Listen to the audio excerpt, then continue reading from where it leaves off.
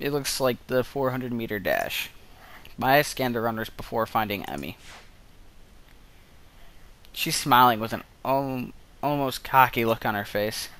The starter raises his pistol. Emmy explodes off the block, disappearing from the starting line in a blur.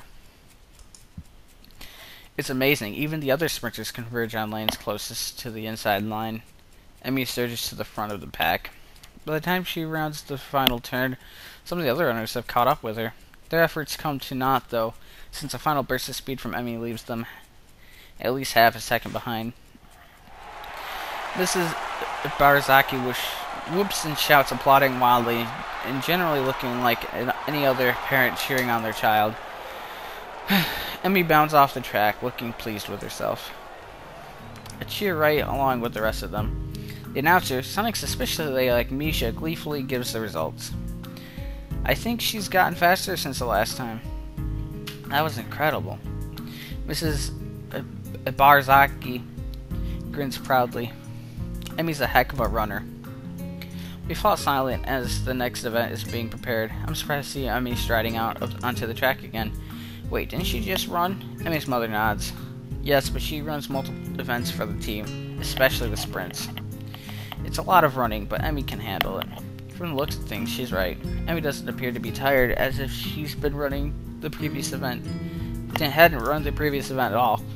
If not for the sweat visible on her shirt, you'd never know. Which event is this? It's the 200-meter dash. She'll do this one, the 100-meter, and the relay. I see. Once again, the pistol sounds, and once again, Emmy flies off the block. A thumping sound draws my attention away from the race. It's Ren's foot. She seems completely absorbed in the race. Emmy's mother cheers again, and I assume that the race is over. Sprints don't seem to me like they take very long to complete. Your foot. Your foot was bouncing on the bleachers. Oh. You seem pretty into this stuff. I'm surprised. Ren looks at me quizzically. Why wouldn't I be? No reason, just thought stuff like sports would interest you. I suppose you're right. It's not that interesting. But I'm watching Emmy, not the sport. I don't follow. Emmy's the most Emmy when she runs. You don't get to see Emmy at her Emmyest very often. But here, you can see. See? She directs my attention towards the track again, where the 100-meter dash is about to start. I watch Emmy closely. As she gets on the starter block, her whole body seems to relax, but it's a false relaxation. And drink of water.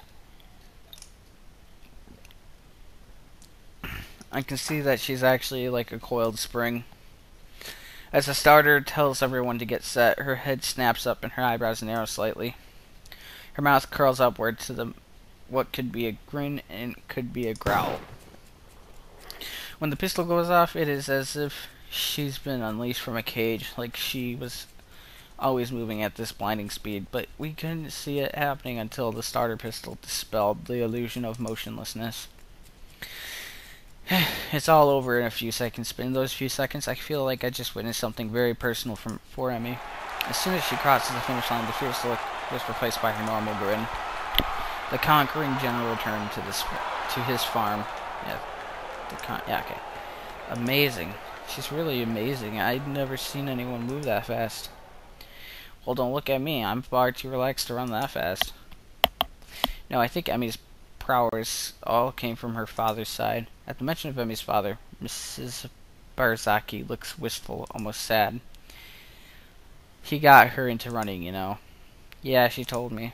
I'm uncertain as to whether or not it would be rude to ask about after Emmy's father, but after the look on her face a few days ago, I feel compelled to ask, where is her father now, if I might ask? Emmy's mother hesitates, clearly not willing to answer the question, but at the same time not wishing to appear rude. He isn't around anymore. I'm sorry, I didn't mean to bring up bad memories. Emmy just seemed a little sad when she mentioned him earlier. That's not surprising considering. They were very close. I see. A beeping sound suddenly emerges from Mrs. Barzaki's pocket. Reaching into it, she pulls out a cell phone and looks at it. Honestly, text messages? What is he, 16? Oh, nothing. I've got to go meet with a friend of mine. Please tell me I'm very proud of her and I'll call her later tonight. Of course. I'll admit that I zone out for a while. I almost didn't notice that the relay's about to begin, but when I look, I can't find Emmy. I thought that Emmy would be running the relay. She runs anchor, so she won't be running for a while yet. Ah. Did you see it? Huh. Emmy at her Emmyest? Maybe. Maybe this time. The race begins, and I cheer Emmy's teammates so long as they pass the baton. Finally, I see Emmy sprinting onto the track to take the final handoff. Once again, I'm taken aback by how grateful she looks when she runs. It really is beautiful. The look of determination and fearlessness on her face only adds to the picture. Emmy at her Emmyest, I suppose.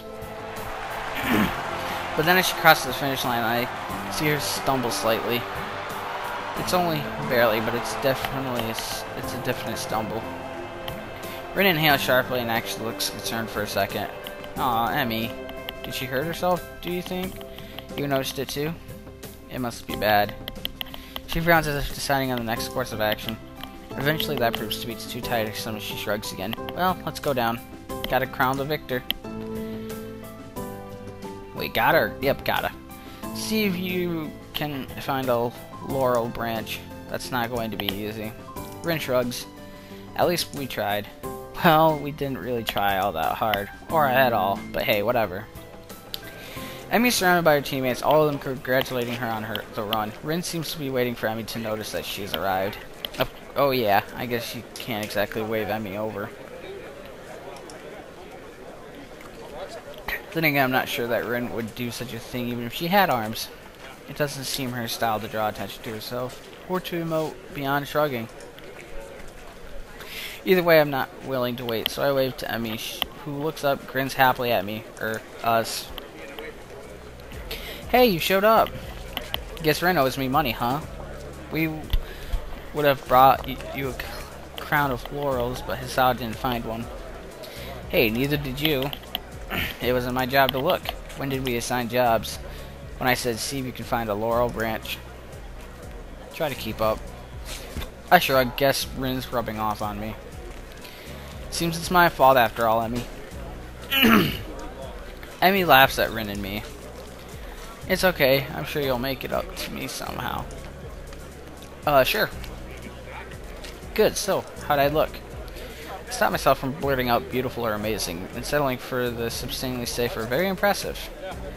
Emmy seems pleased with this assessment. I would have said beautiful.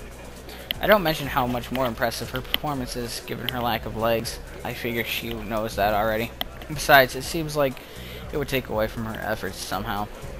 Great to hear. I was worried that I looked a little too slow on the relay, but I guess I did fine, huh? Actually, I noticed Rin kicks me and keeps me from finishing my sentence. What was that all about? He noticed it at the end. That's no good. Guess the nurse will look at it for me later. There's a carelessness in her voice, as if it wasn't a big deal, but I suddenly noticed a slight twitch on her face, like she's trying to hide the fact that she's in pain. It's then that I notice her breathing it's a little shallow too. I guess she really is hurt. She must notice my concern because she skips up to me and gives me a friendly pat on the shoulder. Hey, you look a little worried. I'm fine, really. Just sore from all the running is all. And come on, a little pain isn't going to stop me. Oh no? Emmy grins, and for a moment she looks like she did during her sprint, fierce and unconquerable. Or to put it another way, really beautiful. Hasn't yet. Well then, I guess I shouldn't worry, huh? Damn right, I'm Emmy Ibarazaki. Fuck you, Japan. That's all I'm saying. Fastest thing on no legs. I don't stop for anything. Oh, baby. Impressive. Emmy giggles and then seems to remember something. Oh, before I forget, Rin and I are going to do something next Saturday as a post-track meet celebration. You should come along. Normally, we do it the day after, but since the track meet was on a Sunday, I've got homework in class and all that stuff to take care of. Plus our morning run, of course. Right, of course. Oh, right, your mom wanted to say she was proud of you. She'll call you later tonight. I thought I saw her in the stands. I'm glad she made it. Used to be my dad who showed up to my meets, but Mom's done a pretty good job of taking over. She shivers slightly, and I realize that she's still all sweaty. A breeze has started to blow, too. I'm not cold at all, and I've got my jacket with me, so without words, I throw it around her shoulders. Emmy jumps slightly, then grins at me. Hey, thanks! It's getting a little cold, I guess. Yeah, looked like it. Just as I begin to wonder whether or not giving Emmy my jacket could be taken the wrong way, a boy in the track uniform approaches. Hey, Emmy, you're going to miss the medal ceremony. Oh yeah, thanks. I'm gonna need my water in a second, Jesus. She turns to Rin and myself. You don't have to stick around for this part. It takes forever. Besides, you should get cracking on your homework now if you don't want to be up late, Hisao. Morning run tomorrow, don't forget. How could I? Good point. I mean, it's spending time with me, after all. With this, she waves quickly and dashes off to receive her medals, or whatever they pass off as medal these days. Rin and I head away from the track, Rin remaining deeply in whatever thought she had for the most of the walk back to her dorm. As I see her off, she speaks up. You're probably not getting that coat back, I think. I'm sure I'll get it back eventually. Interesting. Take it as it comes, huh? Very Emmy-ish. With this odd statement, she turns and heads into the building. Honestly, was it that big a deal? Emmy was cold and, unless I'm mistaken, in pain. Giving her a solution to at least one of those problems seems like an obvious reaction. I guess there's a chance I could lose my jacket if Emmy never remembers to return it. I guess Rin has a point. Still, I can't bring myself to muster much worry over the whole thing. After all, it's been getting warmer lately. I don't need a jacket. Odd. I think I used to be a little more responsible with my stuff. Emmy-ish, huh? Maybe it's not really a bad thing. Katawa Shoujo, Shoujo, Katawa Shoujo. Dun, dun, dun. I always like that screen. You can't tell, even though I've said it probably 10 times.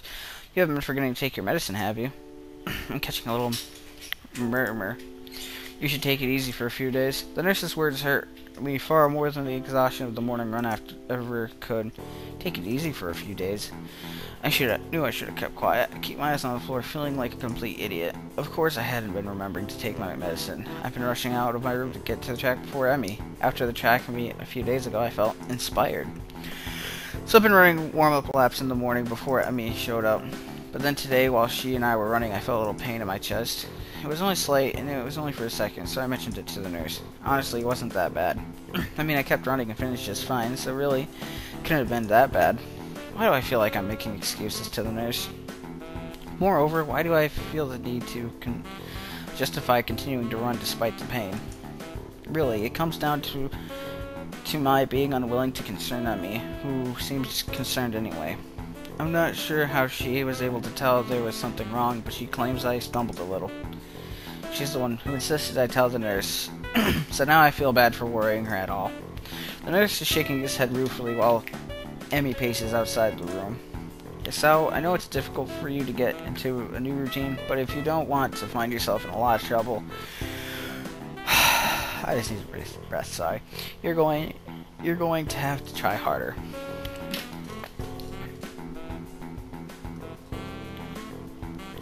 You can't afford to forget your pills, and you can't push yourself too hard. If I don't push myself, how will I improve? I don't know where that came from. The nurse seems to have an idea. Now, where have I heard that before? He laughs and pats me on the shoulder. Ha, she's rubbing off on you, I guess. His expression changes again, and he's back in serious mode. Look, I'm not saying you shouldn't push yourself, but that doesn't mean you shouldn't be taking your medication. And it doesn't mean you shouldn't stop if your chest starts to bother you. I'd prefer not to have any fatalities while I'm on staff here. A bit of a lofty goal, to be sure, but I'm always up for a challenge. I hate to admit it, but I think he's right. I've got to remember to take my medication. You're right, I'm sorry to worry you. Who's worried? You're a smart kid, right? I know you can be responsible, Isao. A situation like yours, you've got to learn to be responsible fast. And I'm going to get some water, so I'll be right back. Okay, I'm back. I don't know if I read this, so I know you can be responsible, Isao. A situation like yours, you've got to learn to be responsible fast. I know. His expression suddenly becomes devious. I suppose you've started to enjoy your runs with Emmy then, eh? Yeah, they've really been helping me. I mean, until today I was feeling a lot more healthy. Plus, it's really impressive to see Emmy run. Did you see her at the track meet? She was incredible. The nurse nods, grinning all the while. That she was Hisao. I watched her first couple of races before I had some business to take care of, but she told me all about it. Kind of you to loan her your jacket, by the way. Huh? Oh yeah, it wasn't that big of a deal. I had honestly forgotten all about that. I still haven't gotten it back. The nurse gets a smile that makes me feel like he's just made a joke. Not to you, but Emmy certainly appreciated it. And I know she appreciates your running with her in the mornings.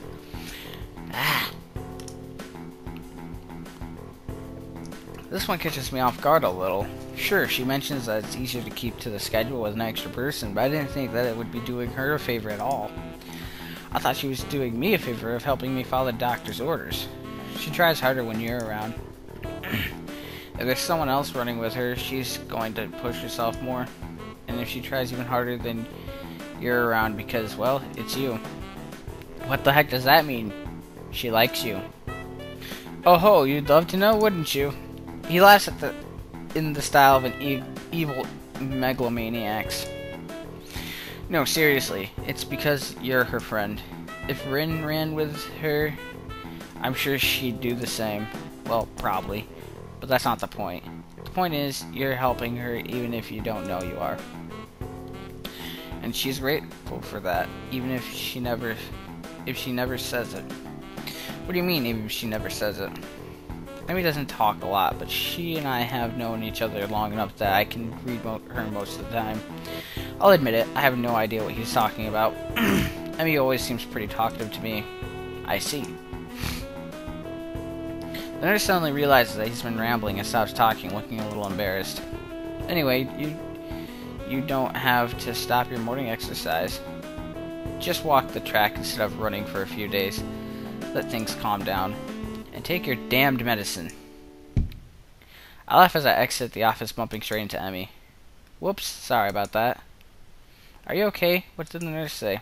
Do you need to go to a hospital? Oh my gosh, it was my fault, wasn't it?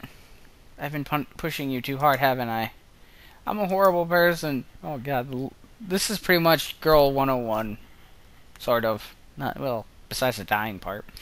But blaming themselves. Even when it's not their fault. The words pour forth like a torrent. She's really agitated. I didn't expect her to be so concerned about me, to be honest. Gotta calm her down. But how the hell do I do that? Choice time? Do I only thing I can think of? I give her a hug. Emmy tensens up slightly, so I pat her head in what I hope is a reassuring manner. Hey, settle down. I'm okay. I'm fine, okay? No worries. I can feel Emmy's body relax as I continue to assure her I'm fine. Her arms wrap around me, as if she's finally to confirm that I'm not about to fall over dead. I catch a whiff of her hair. It smells like sweat, or how adrenaline should smell. It's the scent of activity. And a hint of strawberries, from her shampoo, I suspect. I just need to remember to take my medicine, that's all. Don't worry about it, it's not your fault. You're sure? Her voice is muffled, mostly because at the moment her face is pressed into my chest. Yeah, I'm sure. I just need to take it a little easy for the next few days. It suddenly occurs to me how close the two of us are. It also occurs to me how nice being this close feels. I can feel Emmy's heartbeat calming down, and I have to resist the urge to rest my chin on top of her head. Thank goodness. You really had me worried there, Hisao. Emmy, you're going to come in here anytime soon. Oh, I'm sorry, was I interrupting? The two of us spring apart as if the other just caught on fire. Emmy brushes her hair back nervously and laughs. Of course not. I'll, see you later, okay? Oh, and Hisao? Take your damn medicine. The last phrase is punctuated by a punch to the shoulder. Yeah, I'll remember. See you later. The nurse smiles again like he's on some joke I don't know about and waves to me as I head for my room, feeling a burning in my cheeks. I need a shower. A cold one, as if the thoughts running through my head now are any indication. She was really soft. My pills are waiting for me, when I make it to my room. I swallow them without a second thought. I don't know why I didn't think of waiting until after the runs to take them. For some reason, I figured it was when I woke up, or not at all. But no, they only need to be taken every 24 hours. The exact time of the day doesn't factor with it. My thoughts drift back to the hug in the hallway. It's weird. You'd expect someone to smell foul after a run, but for some reason, Emmy smelled right. That tinge of sweat just seemed to fit her. I really needed that shower. Shoujo, Katawa Shoujo, Katawa Shoujo. And drink water. Strange that it feels so natural for me to go up to the roof these days. I never would have done such a thing in my old school. In those days, I like to eat alone. No, that's not quite true. So I like to sit alone. I also like to watch people. I always figured that was the sort of person I was, but it appears I was wrong. Then again, I also thought it was the sort of person who had a normal heart, so there you have it. I don't know myself that well. Now I'm on the roof so that I can have lunch with a couple of people. And they are both girls, which is even stranger. Oddly enough, I feel closer to Emmy and Rin than I felt to anyone at my old school. Somehow I get the feeling that they'd at least visit me if I wound up in the hospital. I focus on the view from the roof, banishing such thoughts from my head. There's a light breeze blowing, and the sun is shining high in the sky. The sky itself is a deep blue, with hardly a cloud in it. It's gotten pleasantly warm, and as I sit down to wait for my friends, I close my eyes and enjoy the feeling of the sun seeping into my skin.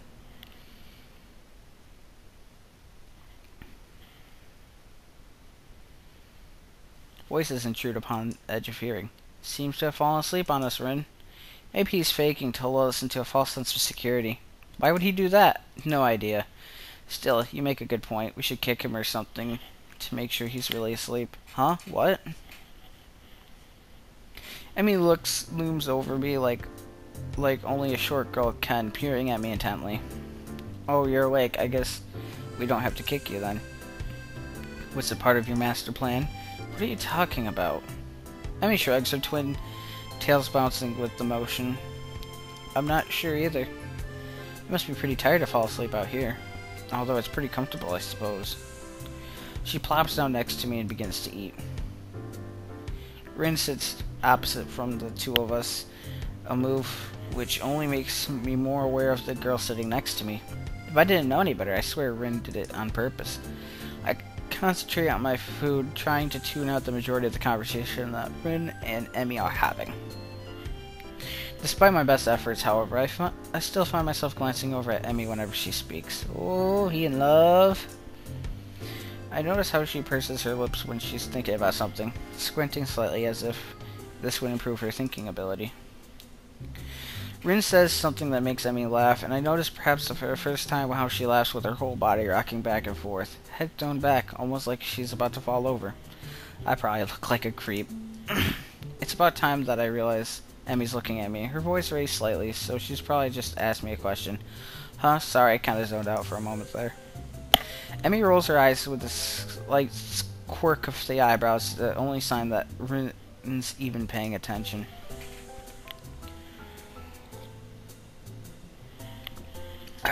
I said, did you get a career survey in your class today? Or two. Yeah, two. You know, one of those, what do you want to do after high school things? I don't think so. Maybe we'll get one tomorrow. What are you going to put down? That's a really good question. I guess I always figured I'd go to college after high school, but I have no idea what I'd do once I got there. With the heart attack and all, I'd really been concentrating on each day as if it came rather than making long-term plans. I suppose I can safely start planning ahead again. Yeah, I still don't know what I want to do with my life. Well, besides YouTube. If I could make this a career. Not that I'm trying to. Well, I mean, you know what I mean. God damn it. I love you guys. I suppose I can safely start planning ahead again. I've always liked having at least a vague plan for my future, so it'll be nice to come up with one again. Of course, that doesn't change the fact that right now I've got absolutely no clue. I kind of always assumed I'd figure it out in college. That or just become a salaryman. That's pretty popular. But do I really want to? That's a tough question.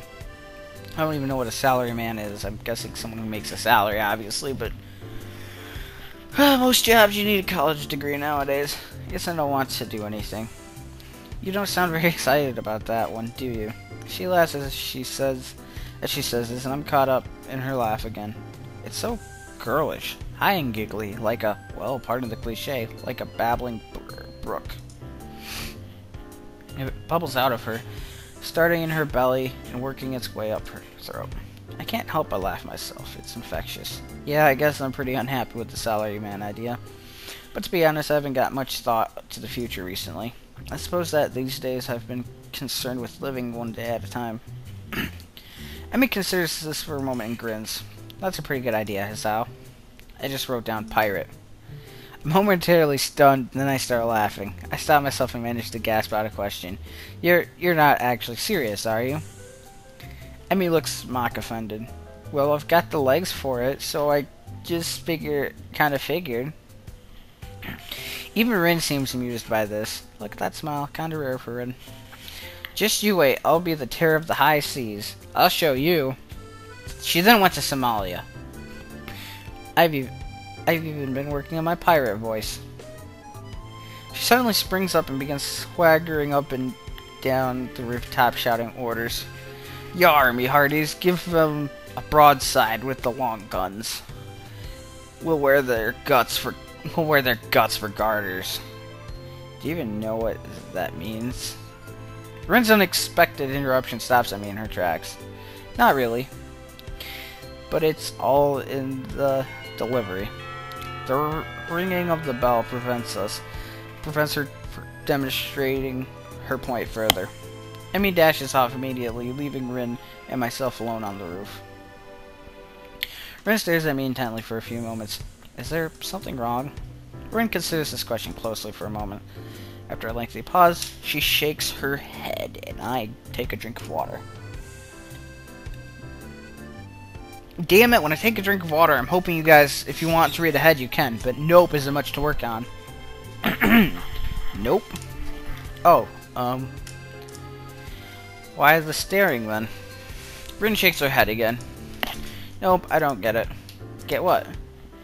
The staring thing. You two seem to, but I don't. Great, she saw me staring.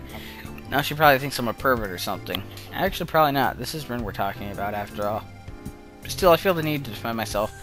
I wasn't staring, I was just tired. Rin actually snorts at this, but she doesn't say anything. No, really, it was just distracted is all. Eager to end this conversation, I head back down to class. I'm greeted by the twin specters of Shizune and Misha, looking like they mean business. Well, Shizune looks like she means business anyways. Misha looks like she's about to start laughing at any minute. Up on the roof again, Hichan? You know that's dangerous, don't you? That's right. The school cannot be held responsible for any injury that comes from being up there, you know. Oh, for fuck's sake. Furthermore, we could report you for breaking the rules. Misha leans in and whispers conspiratorially, but we won't, Hichan. You three are too cute together. She straightens up again, laughing at my sudden blush. Wah ha ha ha ha!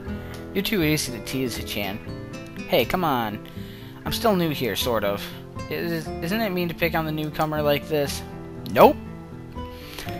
It's to help you get acclimated to your new surroundings. Ah, I see.